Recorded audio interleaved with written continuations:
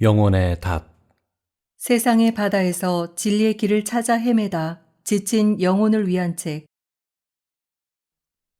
우리가 이 소망이 있는 것은 영혼의 닷 같아서 튼튼하고 견고하여 휘장 안에 들어가다니, 그리로 앞서가신 예수께서 멜기세덱의 반차를 쫓아 영원히 대제사장이 되어 우리를 위하여 들어가셨느니라.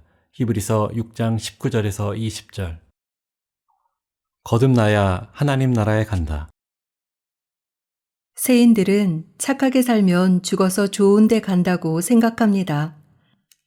예수 믿는 사람들도 예수 잘 믿으면 하늘나라에 가는 줄 알고, 죽으면 목사님이 와서 장례식도 치러주고 기도도 해주고 무덤에 십자가를 꽂아주기도 합니다. 그렇지만 그 영혼이 실제로 하늘나라에 가 있지 못할 수 있습니다. 교인 명부에 이름이 기록되어 있고 교회에 충실히 봉사하고 헌금을 많이 낸 사람이라 하더라도 죽은 후 그 영혼이 지옥에 갈 수 있습니다.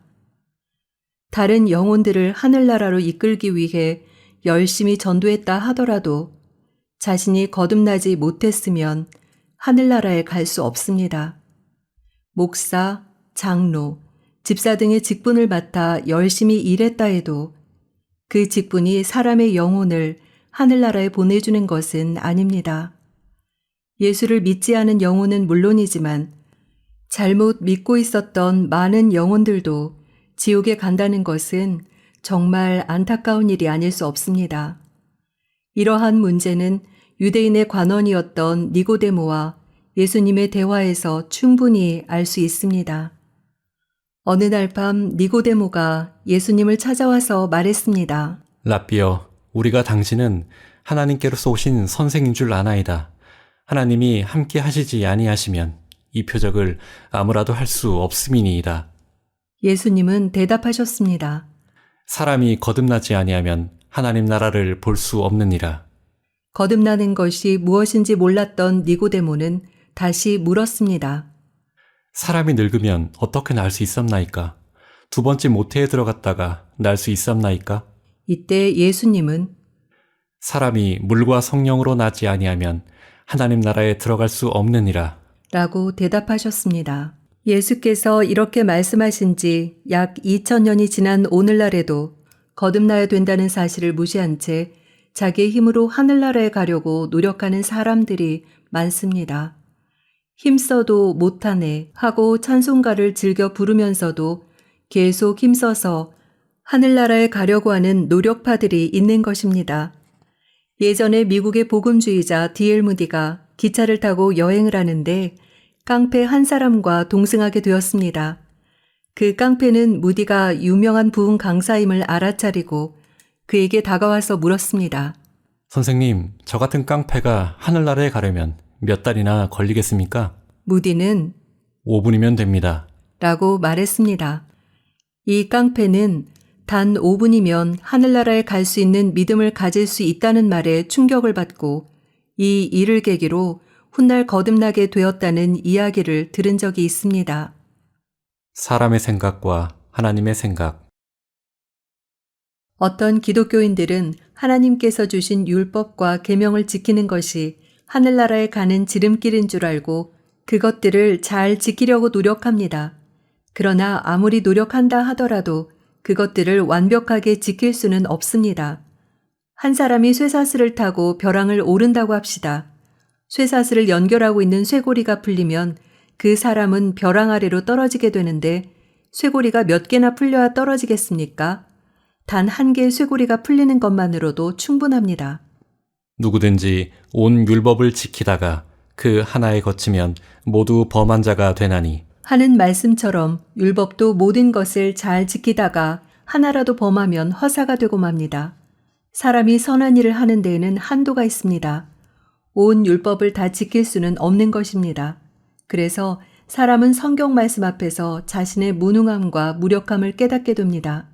건강한 자에게는 의원이 쓸데없고 병든 자에게라야 쓸데있느니라. 라는 말씀에서 보듯이 우리 인간은 근본적으로 영혼의 의원이 필요한 영혼의 병자입니다. 모든 사람이 근본적으로 갖고 있는 병, 즉 죄를 씻기 위해서는 인간 스스로의 선행이 필요하지 않습니다. 도저히 저의 힘으로는 저의 죄를 씻을 수 없습니다. 스스로 죄를 씻으려던 노력을 포기하겠습니다. 하는 태도와 이 죄인을 용서하여 주십시오. 하는 기도가 필요할 뿐입니다. 그럼에도 불구하고 많은 사람들이 자신의 선행을 가지고 자기의 죄를 가리려고 애를 씁니다. 너희가 그 은혜를 인하여 믿음으로 말미암아 구원을 얻었나니 이것이 너희에게서 난 것이 아니요 하나님의 선물이라. 행위에서 난 것이 아니니 이는 누구든지 자랑치 못하게 함이니라. 이 말씀과 같이 구원은 믿음에서 나는 것이지 행위에서 나는 것이 아닙니다. 우리가 하늘나라에 가기 위한 조건은 우리의 의나 선행이 아니라 예수님의 십자가의 공로를 믿는 것입니다. 제가 이 사실을 알지 못했을 때는 선한 일을 하면 하늘나라에 가는데 조금이라도 보탬이 되는 줄 알고 선한 일을 하려고 애도 썼습니다만 나중에 알고 보니 제 생각과 하나님의 생각은 완전히 달랐습니다. 여호와의 말씀에 내 생각은 너희 생각과 다르며 내 길은 너희 길과 달라서 하늘이 땅보다 높음같이 내 길은 너희 길보다 높으며 내 생각은 너희 생각보다 높으니라. 하나님의 생각과 인간의 생각은 차원이 다릅니다. 그래서 인간은 하나님 앞으로 돌아서라는 부탁이 있습니다. 너희는 여호와를 만날 만한 때에 찾으라. 가까이 계실 때에 그를 부르라. 악인은 그 길을, 불의한 자는 그 생각을 버리고 여호와께로 돌아오라. 그리하면 그가 긍휼히 여기시리라. 우리 하나님께로 나아오라. 그가 널리 용서하시리라. 인간의 마음에 악이 있고 죄가 있습니다. 죄의 원인이 속에 있기 때문에 겉으로 아무리 선을 행한다 하더라도 그 죄를 없앨 수는 없습니다. 아무리 죄를 짓지 않으려고 노력해도 이미 죄가 속에 들어있기 때문에 어쩔 수 없이 그것이 밖으로 나오고 맙니다. 고등학생이 길에서 담배를 한 모금 빨아 들이키는 순간 하필이면 그곳을 지나가시는 선생님께 들켰습니다. 선생님이 담배 피운 것을 추궁하자 학생은 안 피웠다고 잡아뗐는데 부인하는 그 입에서 담배 연기가 나왔다는 우스운 이야기를 들은 적이 있습니다. 이미 속으로 들어간 연기는 다시 나오지 않을 수 없었던가 봅니다. 한 가지 물어보겠습니다. 우리가 죄를 지었기 때문에 죄인입니까? 아니면 죄인이기 때문에 죄를 짓습니까? 인간 자체가 이미 죄인이기 때문에 죄를 짓는 것입니다. 죄를 짓기 때문에 죄인이 되는 것은 아닙니다.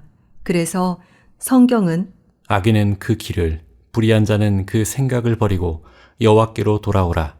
그가 널리 용서하시리라. 라고 했습니다. 하나님의 생각과 사람의 생각은 다르기에 인간이 오해를 하지 않도록 부탁하셨습니다. 인간의 의와 하나님의 의. 내가 의로운들 하나님께 무엇을 드리겠으며 그가 내 손에서 무엇을 받으시겠느냐. 내 악은 너와 같은 사람이나 해할 따름이요 내 의는 인생이나 유익하게 할 뿐이니라. 인간은 열심히 자기의 의를 쌓아가지만 그 의는 하나님과 아무 관계가 없습니다. 하기야 예수님 때의 대다수 유대인들도 예수를 죽이는 일이 하나님을 가장 잘 섬기는 것인 줄 알았습니다. 형제들아, 내 마음에 원하는 바와 하나님께 구하는 바는 이스라엘을 위함이니 곧 저희로 구원을 얻게 함이라. 내가 증거하노니 저희가 하나님께 열심히 있으나 지식을 쫓은 것이 아니라 하나님의 의를 모르고 자기 의를 세우려고 힘써 하나님의 의를 복종치 아니하였느니라. 저희가 하나님께 열심은 있는데 그 열심으로 하나님의 의는 생각지 아니하고 자기의 의를 내세우다 보니 하나님의 의를 복종치 않았다는 말씀입니다. 인간의 의를 내세우다 보니 하나님의 의와는 상관도 없는 행동을 하게 된 것입니다. 교회를 오랫동안 다녔다고 해서 또 교회의 직분을 가졌다고 해서 하나님께서 만족하시는 것은 아닙니다.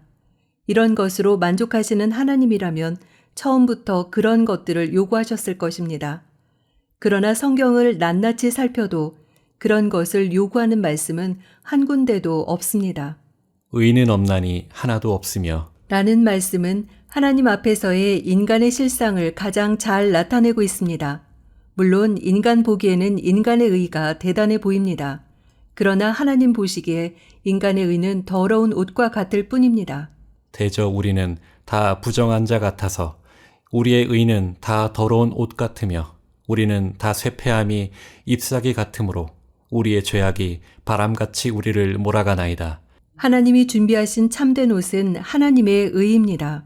모든 사람은 하나님의 의를 힘입어야만 하나님 나라에 갈 수 있습니다.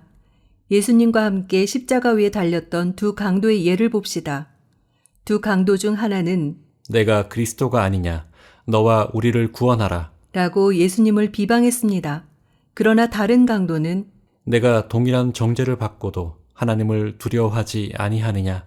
우리는 우리의 행한 일에 상당한 보응을 받는 것이니 이에 당연하거니와 이 사람의 행한 것은 옳지 않은 것이 없느니라. 라고 꾸짖었습니다. 그러면서 예수님께 당신의 나라에 임하실 때에 나를 생각하소서. 라고 간청했습니다. 예수님은 오늘 내가 나와 함께 낙원에 있으리라. 라고 말씀하셨습니다. 그 강도는 십자가에 달려 죽어가는 순간 자기가 지은 죄를 용서받았습니다. 예배당에 가서 통성 기도를 한 것도 아니고 부흥회에 참석한 것도 아니었지만 자기의 마음을 예수님께로 돌이키는 순간 구원받았습니다. 죽음의 문턱에서 하나님이 준비해 주신 의의 옷을 입은 것입니다. 당신은 그 옷을 입었습니까? 믿는가? 믿기 위해 애쓰는가? 예수를 믿는 것은 그저 입으로 믿는다고 하는 것과는 차이가 있습니다. 선행만으로 믿음을 입증하려는 사람들의 노력은 성경이 말하고 있는 믿음과는 상당히 거리가 멉니다. 그래서 이 성경 구절을 통해 우리의 믿는 바와 성경이 가르치는 믿음의 본질에 대해서 생각해 보고자 합니다. 하나님을 믿는다고 하는 많은 사람들에게 믿느냐 아니면 믿기 위해 애쓰고 있느냐는 질문을 던지고 싶습니다. 믿음이라는 말에 힘쓰고 애쓰는 것을 덧붙여 놓았기 때문에 많은 사람들은 믿음이라는 것을 어렵게 생각합니다. 자신을 얽어매는 것, 또 무거운 짐이라도 지는 것 같이 생각하는 것입니다. 믿음은 어떤 한 가지 사실에 자기를 완전히 맡겨 놓는 것을 말합니다. 이것은 아무런 행동도 노력도 할 수 없을 때에 생기는 자세입니다.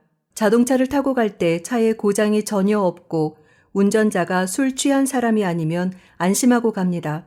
언제 어디서 교통사고가 나게 될지는 모르지만 여하튼 자기를 맡기고 가는 것입니다. 높은 하늘을 날면서 지금 내가 믿을 것은 비행기 기체와 조종사밖에 없구나 하고 생각하기도 했습니다. 이처럼 믿는다는 것은 완전히 맡기는 것입니다. 비행기 안에서 힘쓴다고 해서 더 편안하거나 더 안전하게 가는 것이 아닙니다. 아무리 열심을 내도 안 됩니다. 머리부터 발끝까지 다 맡겨놓고 가만히 있으면 저절로 목적지까지 가는 것입니다. 우리가 하나님을 믿는 신앙에 있어서도 그렇습니다. 불안해하거나 초조해하고 있습니까? 아니면 하나님 앞에 다 맡겨놓고 살고 있습니까? 성경에는 힘쓰고 애쓰라 라는 부탁의 말씀은 없습니다. 믿는다는 말은 예나 지금이나 앞으로나 의심 없이 맡겨 놓았다, 신뢰한다, 의지한다는 의미입니다.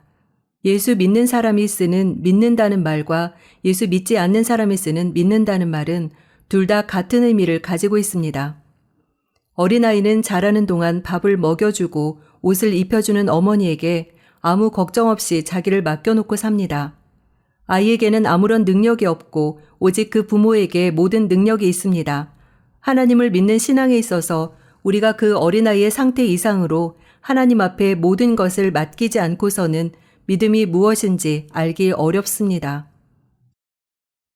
세상에서 미움받아 온 그리스도인들. 교회사를 살펴보면 진리는 항상 비진리에게, 참된 복음을 전하는 사람은 복음의 껍질만 남은 사람들에게 핍박과 조롱과 멸시를 받아왔습니다. 예수님도 이 세상에 오셨을 때 칭찬이 아니라 조롱과 멸시를 받고 마침내 죽음을 당하셨습니다. 그 결과 모든 인간은 그리스도와 함께 고난받거나 그리스도를 반대하는 두 부류 중 하나에 속하게 되었습니다. 성경에 그 사실이 나타나 있습니다.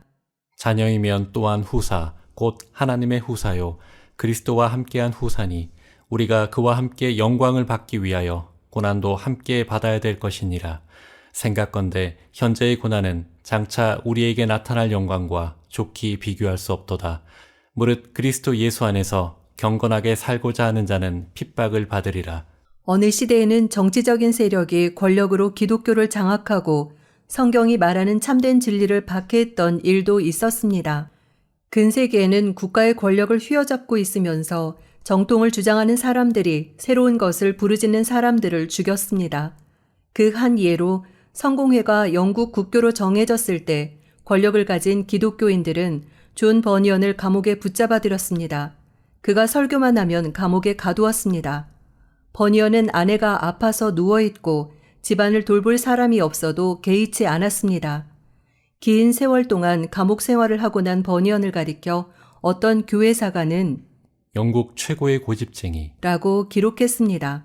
그는 옥중에서 하나님을 향해 걸어가는 발자취를 철로역정이라는 책으로 기록해 놓았습니다.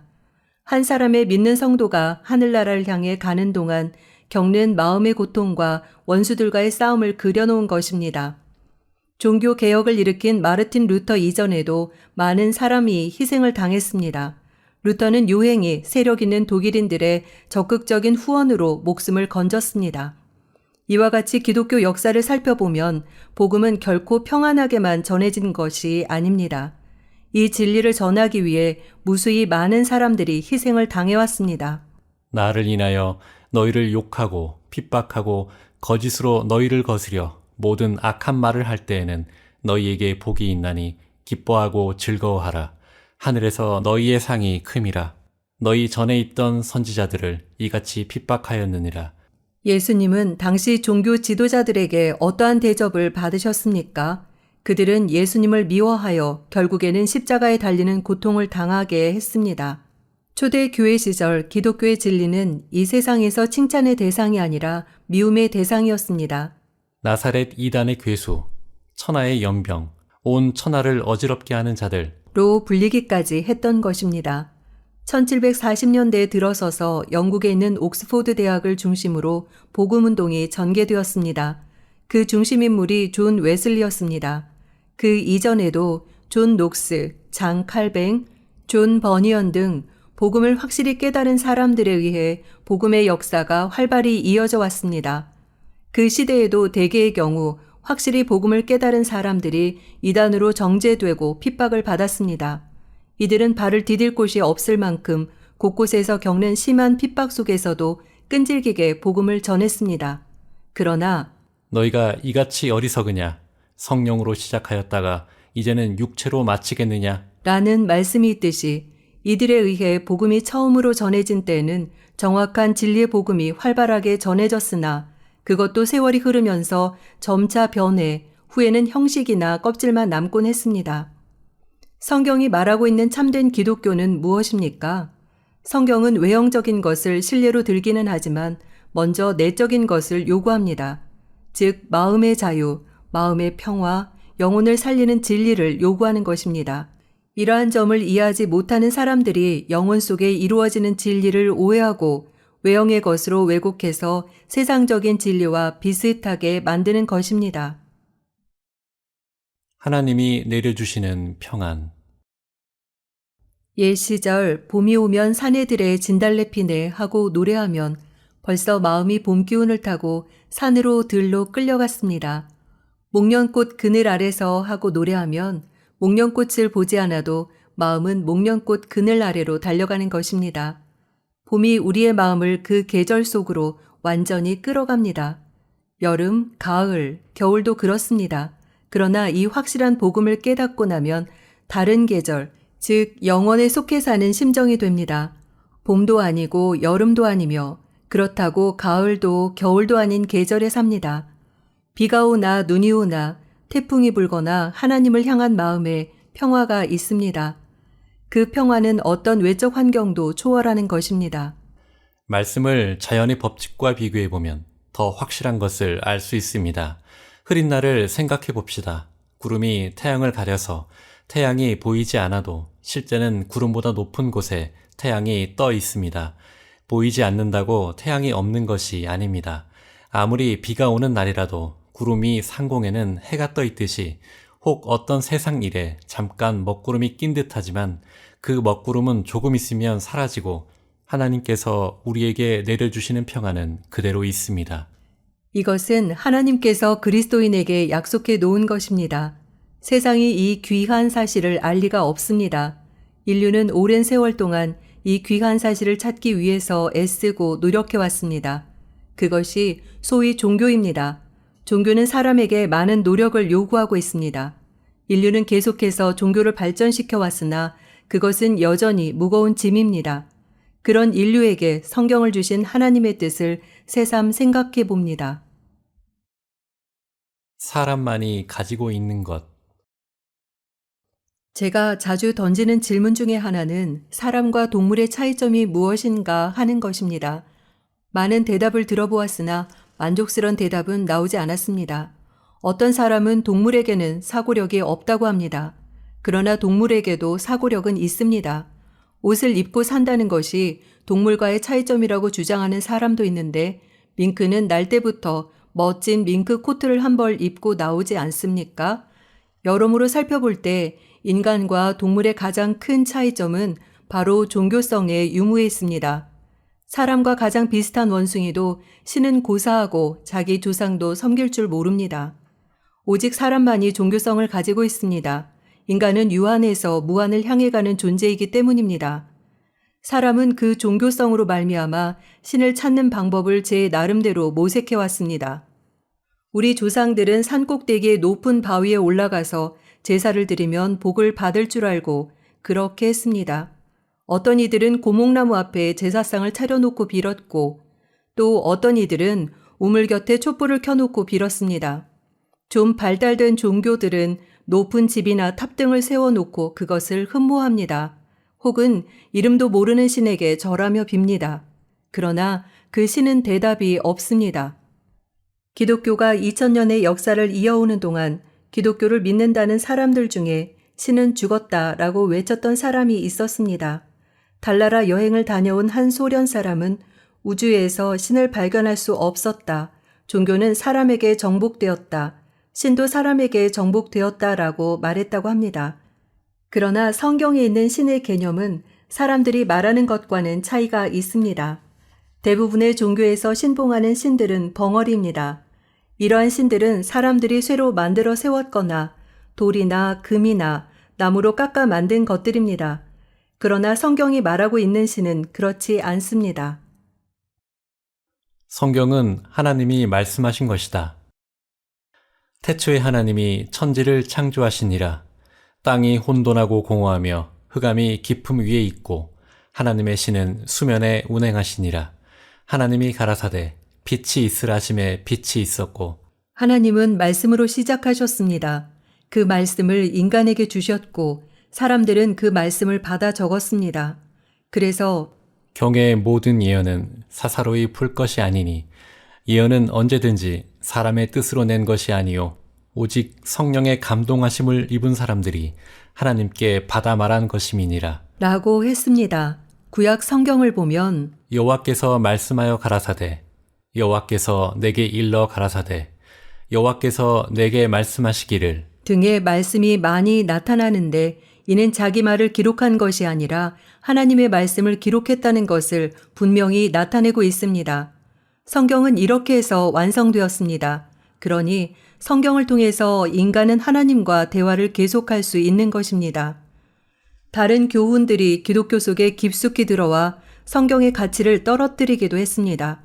그럼에도 불구하고 하나님께서는 살아계시고 성경 말씀이 그대로 역사 속에 살아있기 때문에 우리는 하나님을 찾아 믿은 것입니다. 하나님이 명하신 제사 방법. 하나님을 섬기는 데에는 예법이 필요합니다. 그 예법을 행하기 위해서는 제사법을 아는 사람, 즉 제사장이 필요했습니다. 이스라엘이 한 국가로 형성되기 전 가나안 땅에 들어간 아브라함이 이방 왕들에게 사로잡혀간 조카 롯과 재물들을 찾아서 돌아올 때 살렘 왕이자 제사장인 멜기세덱이 그를 맞이하러 나왔습니다. 살렘은 평화라는 뜻입니다. 멜기세덱은 아브라함을 맞이하고 축복해 주었습니다. 살렘 왕 멜기세덱이 떡과 포도주를 가지고 나왔으니 그는 지극히 높으신 하나님의 제사장이었더라. 그가 아브라함에게 축복하여 가로되 천지의 주제시요 지극히 높으신 하나님이여 아브라함에게 복을 주옵소서. 이 살렘 왕 멜기세덱과 같이 구약시대의 율법에 속하지 않은 제사장도 더러 있었습니다. 이 살렘 왕은 특히 하나님의 제사장, 이라고 기록되어 있습니다. 요즘 자칭 제사장들이 많습니다. 설교자들 중에 어떤 이들은 자기들이 제사장이라고 자부합니다. 그러한 자부심이 있으니 용기 백배에서 좋긴 합니다만 성경에 나오는 제사장과는 상당한 차이가 있습니다. 구약시대와 신약시대를 통틀어 생각해 봅시다. 구약시대에는 대제사장과 제사장들이 있었습니다. 대제사장은 1년에 한 번씩 모든 백성을 위해서 제사를 드릴 책임을 진 사람입니다. 이 대제사장과 제사장들에게는 약점이 있었습니다. 모든 사람은 반드시 늙어 죽기 때문에 한 대제사장이 죽으면 또 다음 대제사장으로 계승되어 가야 하는 흠이 있었던 것입니다. 다시 말해서 죽을 운명을 가진 인간이 대제사장직을 맡았기 때문에 구약시대에는 많은 대제사장이 필요했습니다. 이러한 흠에 대해서 히브리서에는 첫째 언약이 흠이 없었더라면 둘째 것을 요구할 필요가 없었을 것. 이라고 했습니다. 둘째 것이야말로 바로 새 언약입니다. 신약, 즉 새로운 언약이 세워짐으로써 첫째 언약, 즉 구약시대에 세운 예법은 없어져 가고 쇠해져 가는 것입니다. 구약시대에 존속하던 제사 방법들은 신약의 새로운 제사가 나타나기 위해 있던 그림자에 불과했습니다. 새 언약이라 말씀하셨음에 첫 것은 낡아지게 하신 것이니 낡아지고 쇠하는 것은 없어져 가는 것이니라. 이 말씀은 율법에 속한 것은 사라져 간다는 의미입니다. 구약시대의 대제사장은 결국 누구를 상징하는 것입니까? 바로 신약시대의 예수 그리스도입니다. 또 구약시대의 제사장들은 신약시대의 예수 그리스도를 믿는 성도들에 해당합니다.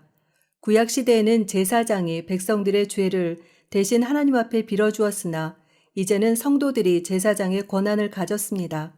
우리에게는 제사장의 권한이 값없이 주어졌습니다.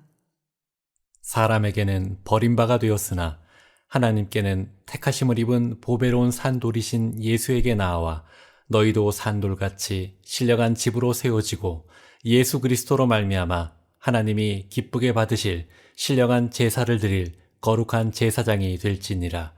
오직 너희는 택하신 족속이요 왕같은 제사장들이요 거룩한 나라요 그의 소유된 백성이니. 그리고 우리의 대제사장은 오직 한 분, 예수 그리스도밖에 없습니다. 이러한 대제사장은 우리에게 합당하니 거룩하고 악이 없고 더러움이 없고 죄인에게서 떠나 계시고 하늘보다 높이 되신 자라. 이제 하는 말의 중요한 것은 이러한 대제사장이 우리에게 있는 것이라. 그가 하늘에서 위엄의 보좌 우편에 앉으셨으니 성소와 참 장막에 부리는 자라. 이 장막은 주께서 베푸신 것이요 사람이 한 것이 아니니라. 대제사장마다 예물과 제사 드림을 위하여 세운 자니 이러므로 저도 무슨 드릴 것이 있어야 할지니라. 예수께서 만일 땅에 계셨다면 제사장이 되지 아니하셨을 것이니 이는 율법을 조차 예물을 드리는 제사장이 있음이라. 이 말씀을 하시는 분이 바로 예수님이십니다. 구약은 신약의 그림자입니다. 그러므로 신약을 정확히 하려면 구약을 먼저 살펴야 합니다. 구약시대 제사장들이 율법을 조차 예물을 드렸듯이 예수님은 대제사장으로서 무슨 예물을 드렸습니까? 자기 몸을 단번에 제사로 드렸습니다. 이것이 바로 성경이 말하고 있는 하나님의 제사 방법입니다. 이 뜻을 조차 예수 그리스도의 몸을 단번에 들이심으로 말미암아 우리가 거룩함을 얻었노라. 오직 그리스도는 죄를 위하여 한 영원한 제사를 드리시고 하나님 우편에 앉으사. 영원한 대제사장 예수. 제사장들이 해마다 예물을 드렸던 제사 방법은 시간 속에 유한한 것이었기 때문에 한계가 있었습니다. 그러나 흠도 없고 점도 없는 완전한 분이 자기의 몸을 단번에 들이사 영원에 속한 제사를 드려 우리의 연약함을 영원히 담당하셨습니다. 영원한 대제사장이 되신 것입니다. 이것이 바로 하나님의 계획입니다. 우리가 이 소망이 있는 것은 영혼의 닷 같아서 튼튼하고 견고하여 휘장 안에 들어가나니 그리로 앞서가신 예수께서 멜기세덱의 반차를 좇아 영원히 대제사장이 되어 우리를 위하여 들어가셨느니라. 이 멜기세덱은 살렘 왕이요 지극히 높으신 하나님의 제사장이라. 여러 임금을 쳐서 죽이고 돌아오는 아브라함을 만나 복을 빈 자라. 아브라함이 일체 10분의 1을 그에게 나눠주니라. 그 이름을 번역한즉 첫째 의의 왕이요 또 살렘 왕이니 곧 평강의 왕이요 아비도 없고 어미도 없고 족보도 없고 시작한 날도 없고 생명의 끝도 없어 하나님 아들과 방불하여 항상 제사장으로 있느니라. 예수님은 동정녀 마리아에게서 나시고 본디오 빌라도에게 고난을 받으셨습니다. 예수님의 족보를 따져보면 레위 지파가 아닌 유다 지파입니다.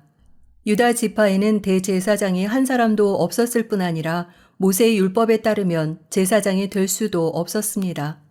그러나 하나님께서 유다 지파에서 나게 하신 예수님은 우리의 대제사장이십니다. 아비도 어미도 족보도 없는 멜기세덱이 제사장이 된 것은 레위 지파가 아닌 데서 나신 예수님이 영원한 대제사장으로 앉으실 자격이 있다는 것을 나타내는 것입니다. 아브라함은 족보도 조상도 없는 멜기세덱에게 자기가 얻은 재물의 10분의 1을 바쳤고 멜기세덱은 그를 축복했습니다. 아브라함의 몸속에는 후에 태어날 모든 이스라엘 백성들이 다 들어 있었습니다. 물론 레위나 유다 지파도 들어 있었습니다. 그러니 멜기세덱이 아브라함을 축복할 때 이스라엘 민족은 모두 함께 축복을 받은 것이 아닙니까? 보라, 처녀가 잉태하여 아들을 낳을 것이요 그 이름은 임마누엘이라 하리라. 예수님은 약속에 의한 하나님의 아들이었습니다.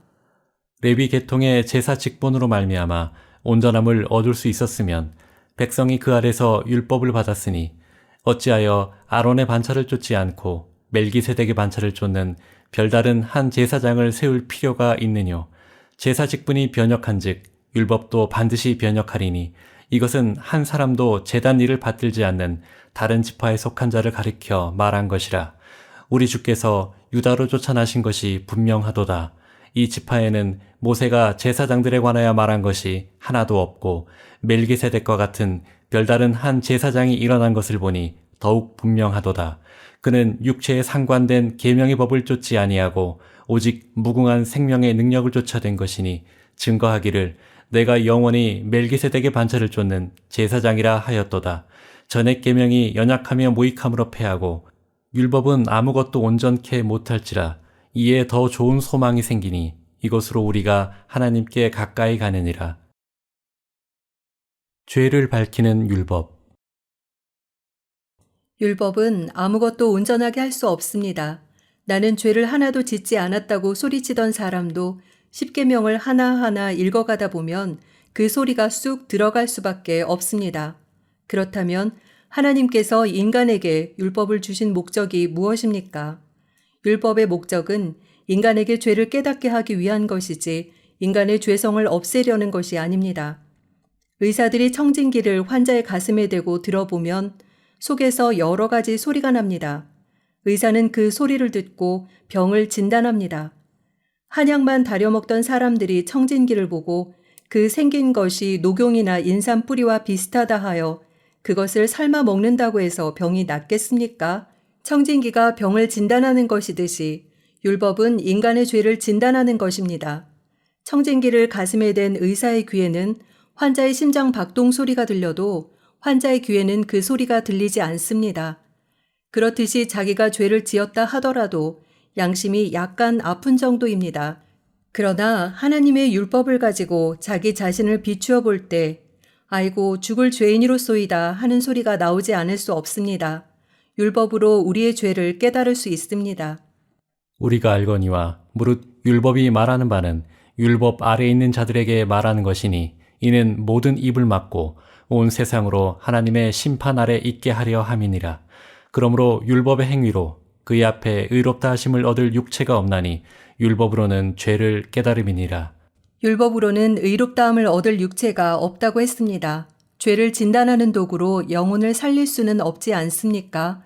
죄의 정함, 바로 그것 때문에 율법을 주셨다고 성경은 말합니다. 제가 언젠가 어느 서점에 가서 책을 몇 권 고른 후에 흥정을 해놓았습니다. 그런데 대금을 지불하려고 호주머니에 손을 넣어보니 뜻밖의 돈이 한 푼도 없었습니다. 값을 다 정한 뒤라서 참 곤란했습니다. 주머니에 돈이 있는지 없는지도 모르고 흥정을 한 것입니다. 어설픈 저의 경험을 말씀드렸습니다만 그와 같이 일단 치러야 할 값이 정해진 그때부터 제게 지불 책임이 지워졌습니다. 성경도 그와 같습니다. 법을 정해주기 전에는 사람이 걸릴 것이 없으므로 큰 소리를 쳤습니다. 어디든지 자유로웠습니다. 그러나 법이 죄를 지적한 후부터는 죄를 알기 때문에 자유가 없어진 것입니다. 내 죄를 지고 가신 대제사장. 또 예수께서 제사장 된 것은 맹세 없이 된 것이 아니니 저희 제사장 된 자의 수요가 많은 것은 죽음을 인하여 항상 잊지 못함이로되 예수는 영원히 계심으로 그 제사 직분도 갈리지 아니하나니 그러므로 자기를 힘입어 하나님께 나아가는 자들을 온전히 구원하실 수 있으니 이는 그가 항상 살아서 저희를 위하여 간구하심이니라. 여기에서 말하는 대제사장은 어떠한 분이십니까? 영원한 속죄 제물로 자기 몸을 들이신 분입니다. 예수님은 우리 죄를 대속하기 위해 2000년 전에 십자가에 못 박혀 우리 대신 죽으셨습니다.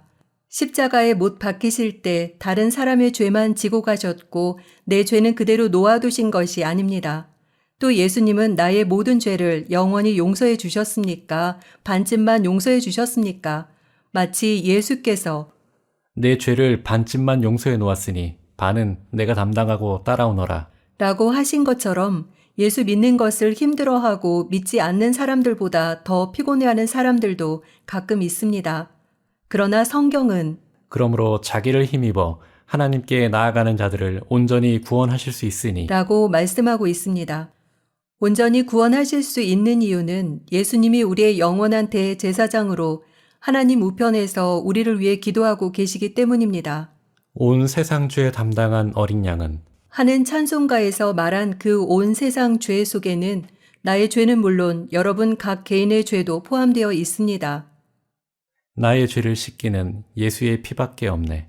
내 힘으로 내 죄를 씻는 것이 아닙니다. 이 찬송가 가사처럼 예수의 피가 내 죄를 씻습니다. 그래서 이러한 대제사장은 우리에게 합당하다고 기록되어 있는 것입니다. 십자가에 달리신 예수님의 마지막 말씀은 무엇이었습니까? 다 이루었다. 라는 것이었습니다. 예수님의 손발에 망치로 못을 박은 사람들이 다 받고 나서 이제 다 끝났다 하고 손을 닦은 줄 알았더니 못 박은 사람은 아무 소리도 않고 못 박힌 예수님이 다 이루었다. 라고 하셨습니다. 아담 안에서 죄인된 전 인류의 모든 죄를 죄가 없고 악이 없는 예수님이 한 몸에 짊어지셨기 때문에 십자가는 바로 인류의 모든 죄를 처리한 것을 나타냅니다. 멜기세덱이 아브라함을 위해 복을 빌어줄 때 아브라함 속에 그 후손들이 있었지 않습니까? 그처럼 예수님께서 십자가에서 담당한 인간의 모든 죄짐 속에는 저와 여러분들의 죄도 다 들어 있습니다. 예수님의 죄짐 속에는 어떤 특별한 사람들의 죄나 들어 있을 것이라고 생각하면 큰일입니다. 사람들이 믿든지 믿지 않든지 여러분들과 저 그리고 이 세상 사람 모두의 죄가 포함되어 있습니다. 후에 하나님 앞에서 심판받는 것은 이 사실을 믿지 않은 것 때문입니다. 보옵소서 내게 큰 고통을 더하신 것은 내게 평안을 주려 하심이라. 주께서 나의 영혼을 사랑하사 멸망의 구덩이에서 건지셨고 나의 모든 죄는 주의 등 뒤에 던지셨나이다. 이 말씀처럼 예수님이 십자가에 못 박혀 돌아가실 때 모든 사람의 죄는 하나님의 등 뒤로 던져졌습니다. 하나님의 맹세. 예수님은 어떤 분이셨습니까? 그는 아담의 피를 이어받은 죄인이 아니었습니다. 죄가 전혀 없는 하나님의 아들로 이 세상에 오셨습니다. 하나님이 세상을 이처럼 사랑하사 독생자를 주셨으니 이는 저를 믿는 자마다 멸망치 않고 영생을 얻게 하려 하심이니라. 만약 그분이 온 세상의 죄를 다 짊어지지 않고 다 이루었다. 라고 하셨다면 그는 이 인류 역사상 최대의 사기꾼이 될 것입니다. 그러나 마침내 그는 온 세상의 죄를 다 지고 십자가에 못 박혀 죽으셨기 때문에 우리는 그 사랑에 감사하지 않을 수 없습니다. 우리 자신은 아무것도 할 수 없으며 할 필요도 없습니다. 너희가 그 은혜를 인하여 믿음으로 말미암아 구원을 얻었나니 이것이 너희에게서 난 것이 아니요 하나님의 선물이라. 행위에서 난 것이 아니니 이는 누구든지 자랑치 못하게 함이니라. 우리는 하나님의 은혜로 말미암아 값없이 용서를 받았으므로 자랑할 것이 없습니다. 그러나 수십 년을 믿었다고 자부하며 값도 없이 받아. 하고 찬송가를 부르고 있는 사람에게 당신 정말 값없이 천당에 갑니까? 하고 질문해 보십시오. 아이고, 아직 덜 됐습니다. 열심히 노력해야지요. 하는 대답을 하는 사람도 있을 것입니다. 그러나 예수님은 다 이루어 놓으셨습니다. 다 이루어 놓은 그 사실에 우리의 마음을 맡기면 되는 것입니다. 날래게 뛰어나가 믿음으로 나의 마음 지금 깨끗하였네. 라는 찬송가는 있지만 날래게 뛰어나가 지금부터 마음 고쳐먹기로 작정합니다 하는 찬송가는 없습니다. 율법은 약점을 가진 사람들을 제사장으로 세웠거니와 율법 후에 하신 맹세의 말씀은 영원히 온전케 되신 아들을 세우셨느니라. 맹세는 하나님의 것입니다. 나는 너희에게 이르노니 도무지 맹세하지 말지니 하늘로도 말라. 이는 하나님의 보좌임이요 땅으로도 말라. 이는 하나님의 발등상임이요 예루살렘으로도 말라. 이는 큰 임금의 성임이요. 하나님만이 맹세할 자격이 있는 것입니다. 하나님께서 우리를 위해 영원히 맹세해 놓았는데 우리가 잘 믿기로 맹세하는 것은 아무 소용이 없습니다. 굳건한 반석이시니 그 위에 내가 서리라. 라는 찬송가 가사대로 반석이신 예수님 위에 서서 예수님께서 해놓으신 일만 믿으면 됩니다. 예수께서 영원한 구속 사업을 완성하셨습니다. 여기에서 우리는 우리라든지 세상보다는 나를 먼저 생각해야 됩니다. 먼 곳을 여행하던 나그네가 목이 타서 기진맥진해 있다고 합시다. 그럴 경우 우리에게 물 좀 주십시오. 라고 하겠습니까? 내게 물 좀 주십시오. 라고 하겠습니까? 목마른 것은 내 사정이지 우리 사정이 아닙니다. 하나님 앞에서도 그렇습니다. 하나님이 해놓으신 영원한 사실을 우리가 아닌 내가 받아들여야 하는 것입니다. 거저 주신 믿음의 도. 성경 말씀을 보면 하나님께서 우리를 위해 하신 말씀이 얼마나 다정다감한지 알 수 있습니다. 이것을 모르는 사람들은 큰 나무나 바위 앞에서 절하며 복을 빌지만 그것들은 대답을 하지 않습니다. 하지만 성경은 하나님께서 당신의 독생자 예수님을 보내셔서 모든 인간의 죄를 대속하게 하셨다는 사실을 발표하고 있습니다. 하나님의 이 큰 은혜를 앞에 두고도 믿지 않았기 때문에 망할 자가 많습니다. 장차 반드시 올 심판을 면하려면 하나님과 화목해야 하는데 그 방법은 매우 간단합니다. 저희 죄와 저희 불법을 내가 다시 기억지 아니하리라. 하신 말씀을 믿으면 됩니다. 그런데 이 말씀들이 너무 쉬워 믿지 못하는 사람이 있습니다. 이런 이야기가 있습니다. 어떤 운전사가 차를 몰고 가다가 무거운 짐을 머리에 이고 힘겹게 걸어가는 할머니를 보았습니다. 그래서 할머니, 그 짐 무거우시겠는데요. 오늘 저는 돈을 많이 벌었으니 태워드리겠습니다. 타십시오. 했습니다. 모처럼 선한 일을 하니 기분도 좋고 해서 한참 신나게 달리는데 뒤에서 끙끙거리는 소리가 들렸습니다. 그래서 뒤를 돌아보니 할머니가 짐을 그대로 머리에 인 채 끙끙거리고 있었습니다. 하도 이상해서 왜 짐을 내리지 않으십니까? 하고 물으니 데워준 것만 해도 고마운데 어떻게 짐까지 내려놓습니까? 하더랍니다. 하나님 앞에서도 그런 사람이 무척 많습니다. 예수께서 우리 각인의 죄를 다 담당해 주셨다는 사실을 알려주어도 이 많은 뇌죄를 어떻게 다 맡기나? 선한 일을 해서 조금이라도 속죄를 해야지. 라고 말합니다. 이 흉악한 죄인이 염치도 없이 어떻게 하고 생각하는 것입니다. 이와 같이 예수님을 도덕적으로 믿는 것은 참된 믿음이 아닙니다. 예배당에 다닌 지 10년이 넘는다 하더라도 마음이 편치 못하고 죄짐을 그대로 진 채 답답한 중에 있는 사람들이 있습니다. 하나님의 언약에 자기 영혼을 맡기지 않았기 때문입니다. 다 이루었다.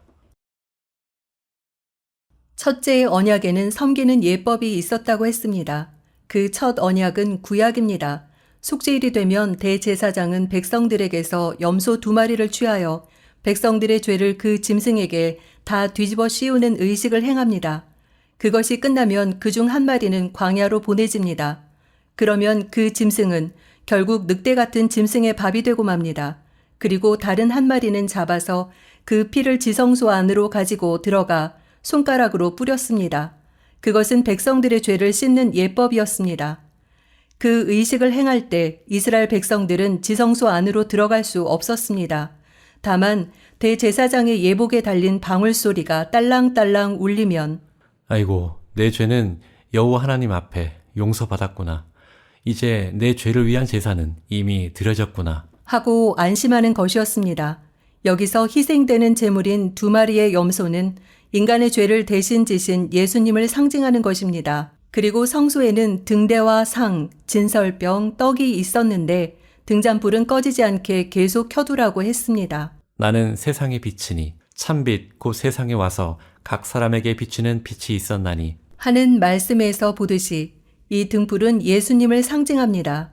또 내가 곧 생명의 떡이니 라는 말씀에서 알 수 있듯이 진설병도 예수님의 몸의 그림자입니다.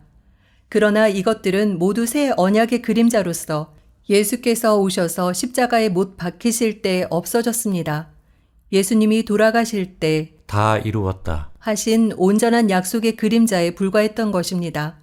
건물을 지을 때는 설계도가 필요하지만 건물이 완성된 후에는 설계도가 필요 없는 것과 같습니다.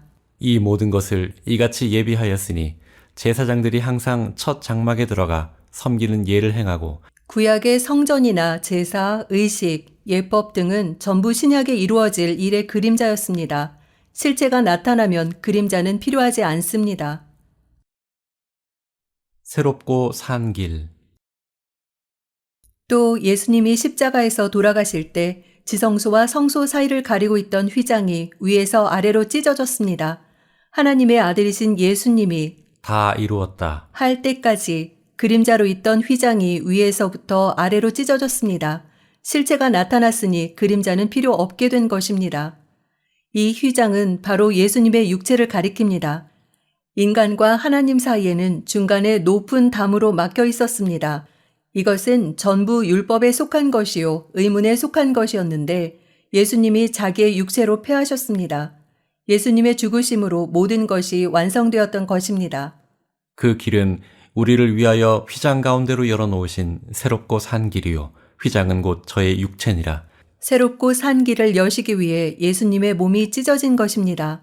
그러므로 내가 곧 길이요 진리요 생명이니 라는 말씀대로 예수님을 통해서만 영생의 길을 찾을 수 있습니다.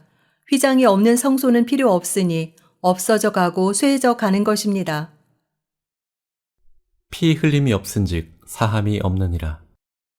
구약 시대에는 인간의 죄를 속하기 위해 성전에서 흠도 없고 점도 없는 짐승들이 수없이 죽어갔습니다. 예수님이 십자가에 못 박히신 것은 그림자였던 그 예식들의 실상이었습니다. 염소 한 마리가 백성들의 죄를 다 짊어지고 죽어갔듯이 예수님도 보라 세상 죄를 지고 가는 하나님의 어린 양이로다. 라고 했던 세례 요한의 증거대로 십자가 위에서 죽으심으로써 온 인류의 죄를 대속하셨습니다. 이 모든 그림자적인 것이 끝나고 옛 언약이 다 이루어졌습니다. 염소와 송아지 피로 제사 드려서 죄사함을 받았는데 하물며 영원하신 예수 그리스도의 피가 우리의 모든 죄를 용서하고 우리 양심을 깨끗하게 할 수 없겠습니까? 이 사실을 확실히 마음에 믿어야 되는 것입니다. 무조건 용서해달라고 빌고 졸라도 되지 않습니다. 굳게 각오하고 회개해도 소용없습니다. 이미 해놓은 사실을 그대로 믿는 것입니다. 하나님의 선물. 선물을 값으로 따질 수는 없습니다. 누가 내게 선물을 줄 때 이것 얼마짜리입니까? 하고 값을 따지면 예의에 어긋납니다. 선물을 준 사람의 마음을 어떻게 돈으로 따지겠습니까? 하나님께서 우리에게 주신 선물을 무엇으로 값을 매길 수 있겠습니까? 그 큰 선물, 하나님이 우리의 죄를 영원히 용서해 놓으셨다는 선물입니다. 언젠가 누가 다른 사람에게 선물을 하면서 예수님이 해주신 것에 비하면 이것은 1000분의 1, 10,000분의 1도 안 됩니다. 라고 하는 것을 본 적이 있습니다. 오늘날 우리에게는 하나님이 베푸신 그 선물, 구약시대에 염소나 송아지의 피를 흘려서 드리는 제사가 아니라 예수님이 피 흘리신 언약, 우리를 영원히 용서하신 그 피가 있는 것입니다. 내가 애굽 땅을 칠 때 그 피가 너희의 거하는 집에 있어서 너희를 위하여 표적이 될지라. 내가 피를 볼 때 너희를 넘어가리니 재앙이 너희에게 내려 멸하지 아니하리라. 피를 볼 때에 너희를 넘어가리니 라고 했습니다. 그 사람의 성격이나 마음씨, 인상, 지식, 고매한 인품 등을 보고 넘어간다는 말은 성경 그 어디에도 나타나 있지 않습니다. 예수 그리스도의 피로 세우신 언약. 내 주의 보혈은 정하고 정하다. 내 죄를 정케 하신 주, 날 오라 하신다. 그 피가 맘속에 큰 증거됩니다. 얼마나 감사합니까? 우리는 아담의 피를 이은 죄인이었습니다. 그러나 이제는 예수님의 피에 의해서 하나님의 자녀가 되었습니다. 예수님의 피가 우리 양심을 적셔주신 것입니다. 아담의 피가 여전히 우리 몸에 흐르고 있으나 예수님의 피로 세우신 언약이 우리 양심에 흐르고 있습니다. 예수님은 그 무엇으로도 값을 치를 수 없는 자신의 몸을 찢어서 그 피값으로 우리를 사셨습니다. 염소와 송아지의 피로 아니하고 오직 자기 피로 영원한 속죄를 이루사 단번에 성소에 들어가셨느니라. 염소와 황소의 피와 및 암송아지의 죄로 부정한 자에게 뿌려 그 육체를 정결케 하여 거룩케 하거든. 하물며 영원하신 성령으로 말미암아 흠 없는 자기를 하나님께 드린 그리스도의 피가 어찌 너희 양심으로 죽은 행실에서 깨끗하게 하고 살아계신 하나님을 섬기게 못하겠느뇨. 예수님의 보혈이 우리를 깨끗하게 하셨습니다. 유언장은 유언장을 쓴 사람이 살아있는 동안에는 효력이 없습니다.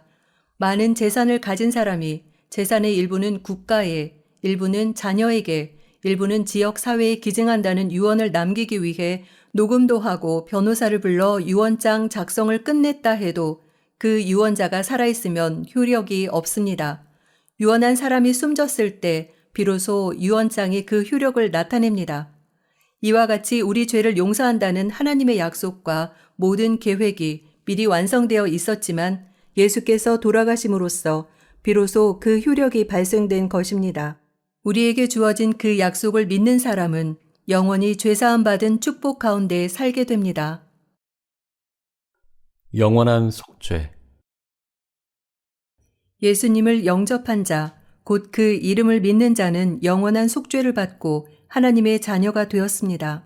영접하는 자, 곧 그 이름을 믿는 자들에게는 하나님의 자녀가 되는 권세를 주셨으니 이는 혈통으로나 육정으로나 사람의 뜻으로 나지 아니하고 오직 하나님께로서 난 자들이니라. 이는 저를 믿는 자마다 멸망치 않고 영생을 얻게 하려 하심이니라. 내가 진실로 진실로 너희에게 이르노니 내 말을 듣고 또 나 보내신 이를 믿는 자는 영생을 얻었고 심판에 이르지 아니하나니 사망에서 생명으로 옮겼느니라. 예수님이 다 이루어 놓으신 사실을 믿는 것이 영생입니다. 우리의 모든 의심이 하나님 앞에 맡겨지는 것입니다. 2000년 전에 예수님이 십자가에 못 박히실 때 모든 인간의 죄는 그 십자가에서 없어졌습니다. 그 후부터 하나님께서는 출애굽할 때 유대인을 직접 대하셨던 것처럼 인간을 직접 보지 않으시고 그리스도의 피를 통해서 보십니다. 그리스도의 피를 통해서 우리를 보실 때 우리의 모든 죄는 용서되어 있습니다. 피로 세운 언약인 것입니다. 그 거룩한 피가 우리의 죄를 속해 줍니다. 죄속한 은혜의 찬송을 기쁘게 부름은 어린 양 예수의 그 피로 속죄함 얻었네. 그러므로 이 세상에 사는 동안 자기의 죄를 하나님께 자백하고 세상을 향해 자기의 믿는 바를 고백할 권한이 하나님의 자녀에게 있는 것입니다. 간혹 우리의 믿는 바를 비난하는 소리를 들을 때마다 당신들이 모르니 그렇지. 만약 이 사실을 알고 나면 당신도 나와 똑같은 소리를 하게 될 것입니다. 하는 생각이 듭니다. 하나님을 섬기는 일에 열심을 낸다는 것이 오히려 하나님의 이름을 모독하는 것이 될 수도 있습니다. 하나님의 아들 예수님은 한 번 피를 흘리심으로써 모든 인간의 죄를 영원히 사해 놓으셨습니다. 영원히 우리를 위해 흘려 놓으신 피입니다. 그러니 더 이상은 피를 흘릴 수도 없으며 또 흘릴 필요도 없습니다. 이 십자가의 영원한 속죄의 사실을 부인하고 다른 복음을 전할 때 기독교의 본질은 변하는 것입니다. 잘못하면 하나님을 믿되 영원한 사랑의 하나님이 아니라 유한하고 인색한 사랑의 하나님으로 믿습니다. 그래서 영원히 변치 않는 사랑, 성도여 찬양하세. 하고 찬송가를 부르면서도 그 찬송가 가사와는 먼 거리 있을 수도 있습니다. 영원히 변치 않는 사랑이라고 찬양대에서 방금 불렀는데도 어떤 설교자는 믿는다고 안심하지 마십시오. 힘쓰고 애써야 합니다. 하고 모순된 주장을 하기도 합니다. 심판을 받게 되는 이유. 오늘날 우리들은 과거에 오셨던 그리스도를 믿고 있습니다. 예수님은 이 땅에 오셔서 모든 인간의 죄를 지고 십자가에 못 박히셨습니다. 태어나면서부터 현재까지 나는 죄를 지으며 살아왔고 또 앞으로도 얼마나 많은 죄를 지을지 모릅니다. 그런 내가 오늘 죽는다면 그대로 지옥으로 갑니다. 왜 그렇습니까? 죄가 호리만큼 있어도 하나님 나라에 가지 못하기 때문입니다. 그러나 하나님께서는 내 죄를 예수님께 다 덮어 씌우셨습니다. 흠없는 의인인 예수님이 십자가에 못 박히셨을 때 온 인류의 죄는 예수님께 옮겨졌습니다. 예수님이 단번에 온 세상의 죄를 다 없애신 것입니다. 아담은 범죄할 때 며칠 동안 죄를 지었습니까? 선악과를 먹자마자 단번에 죄인이 되었습니다. 선악과를 먹자마자 죄인이 된 인간은 예수님을 믿자마자 하나님 보시기에 의인이 되는 것입니다. 그래서 성경에는 이 땅의 죄악을 하루에 제하리라. 라는 말씀이 있습니다. 예수님이 고통의 십자가 위에서 다 이루었다. 라고 하실 때 나와 당신의 죄는 모두 없어졌습니다. 우리가 예수님을 믿든 믿지 않든 우리의 죄는 벌써 2000년 전에 예수님이 모두 짊어지셨습니다. 예수는 우리 범죄함을 위하여 내어줌이 되고 또한 우리를 의롭다 하심을 위하여 살아나셨느니라. 하신 말씀처럼 예수님은 우리 각인의 모든 죄를 다 짊어지고 십자가에 못 박혀 돌아가셨고 우리를 의롭다 하시기 위해서 다시 살아나셨습니다. 예수님이 십자가에 달리시던 그때 그 언덕 위에는 3개의 십자가가 나란히 서 있었습니다. 예수님의 좌우에 있는 십자가에는 2 강도가 달렸습니다. 엄청난 죄를 저질러 십자가에 달린 한 강도는 십자가에 달린 채로 그 자리에서 믿었습니다. 예배당에 한 번도 가지 않았지만 그야말로 단번에 믿었던 것입니다. 믿는데 오래 걸리지 않았습니다. 힘써 믿었습니까? 아닙니다. 그냥 믿었습니다. 예수 믿는다는 것은 이미 다 이루어 놓은 사실 위에 자기를 완전히 맡기는 것입니다. 길을 가다가 생각나서 믿을 수도 있고 다른 사람과 대화하는 중에도 믿을 수 있습니다. 세상에 많은 말이 있지만 인생들을 완전히 용서해 주셨다는 말씀은 하나님의 말씀입니다. 거기에는 어떤 사람들만이 아니라 전 인류가 다 들어가는 것입니다. 그러면 하나님의 심판대 앞에 섰을 때 왜 심판을 받습니까? 죄가 많아서입니까? 아닙니다. 심판받는 단 한 가지 이유는 하나님께서 이미 다 해놓으신 사실을 믿지 않았기 때문입니다. 배가 고파서 다 죽어가는 사람에게 한 상 가득 공짜로 음식을 차려주면 맛있게 먹어야 합니다. 의심하고 먹지 않으면 굶어 죽습니다. 만일 그가 음식이 가득 차려진 상 앞에서 굶어 죽었다면 무엇 때문입니까? 물론 먹지 않았기 때문입니다. 이와 같이 사람들이 지옥에 가는 이유는 예수님께서 다 해 놓으신 사실을 믿지 않았기 때문입니다. 구약시대의 사람들은 예수님이 오실 것을 믿었고 신약시대의 우리는 예수님이 오셔서 해놓은 사실을 믿습니다. 메시아가 오실 것을 믿은 사람들의 죄와 오셔서 해놓은 사실을 믿은 사람들의 죄는 이미 용서되었습니다. 예수는 우리 범죄함을 위하여 내어줌이 되고 누구를 위해서입니까? 바로 나를 위해서입니다. 누구든지 이 사실을 믿기만 하면 예수님은 그의 구세주가 되시는 것입니다. 속죄함을 받은 후 구원에 이르게 하기 위하여 죄와 상관없이 자기를 바라는 자들에게 2번째 나타나시리라. 이 구절을 보고 자기의 죄를 생각하지 마십시오. 예수께서 모든 믿는 이들에게 2번째 나타나시는 이유는 무엇입니까? 그것은 모든 믿은 사람들의 상과 관계에 있는 것이지 죄와 관계 있는 것이 아닙니다. 죄는 2000년 전에 영원히 속죄하셨기 때문에 믿은 사람의 죄는 이미 없습니다. 영원토록 내 할 말 예수의 피밖에 없네. 라는 찬송가가 있지 않습니까? 예수를 믿고 거듭난 경험이 있는 사람도 잘못하면 육신에 끌려 죄를 지을 수 있지만 지옥에는 가지 않습니다. 용서받은 사람은 이미 하나님의 아들로 정해졌기 때문입니다. 만약 아들이 잘못을 저질렀다면 부모가 꾸짖거나 매로 때릴 수는 있겠지만 혈통까지 끊어버릴 수는 없지 않습니까? 혈통은 끊을 수 없습니다. 하나님께서는 그리스도의 피로 우리와 언약을 세우셨습니다. 그러니 참으로 예수님을 믿은 이후의 죄는 하나님의 자녀의 죄이지 불신자의 죄가 아닙니다. 죄 때문에 받는 심판, 지옥 가는 심판은 이미 끝났습니다. 다만 상을 위한 심판이 남아있을 뿐입니다. 영원한 속죄는 2000년 전에 예수님이 죽으실 때 완전히 이루어졌습니다. 이제 우리는 예수님이 내 죄를 위해 죽으셨기 때문에 그분께 감사하는 것입니다. 이렇게 복음에 대해 설명하면 어떤 사람들은 예수 믿으면 영원히 죄를 용서받았으니 마음대로 죄 지어도 괜찮다는 것이냐? 하고 비난하기도 합니다. 그러나 그런 교리는 있을 수 없습니다. 성경에 예수 믿고 영원히 용서받았으니 마음대로 죄 지어도 된다는 말은 없습니다. 예수님이 자기의 죄를 용서해 주셨으니 너무나 고마워서 죄를 더 짓지 못합니다. 혹 살다 보면 죄의 유혹에 빠지거나 실수를 저지를 수도 있고 어떤 것이 죄인지 분별치 못하고 부지 중에 죄를 짓고 쓰러지고 넘어지는 수도 있습니다만 그것은 하나님의 아들로서의 죄입니다. 아들이 잘못했을 경우 부모는 꾸중이나 징계를 합니다. 그렇지만 아들의 명분이 사라지는 것은 아닙니다. 잠언을 읽다 보면 곧 허탄과 거짓말을 내게서 멀리 하옵시며 하는 기도를 보게 됩니다. 자기 나름대로 큰 거짓말, 작은 거짓말을 마음대로 한 사람은 불안한 나머지 하나님, 제가 거짓말을 마음대로 하고 있는데 당신의 자녀가 아닌 것은 아닙니까? 하는 근본적인 문제에까지 회의가 생길 수 있습니다. 그러므로 확실히 하나님의 자녀가 된 사람이라면 그것이 죄인 줄 아는 이상 아무리 작은 죄라도 행하지 않으려고 노력해야 합니다. 또 성경에는 하나님의 성령을 근심하게 하지 말라. 라는 말씀도 있습니다. 그러니 우리는 그런즉 거짓을 버리고 각각 그 이웃으로 더불어 참된 것을 말하라.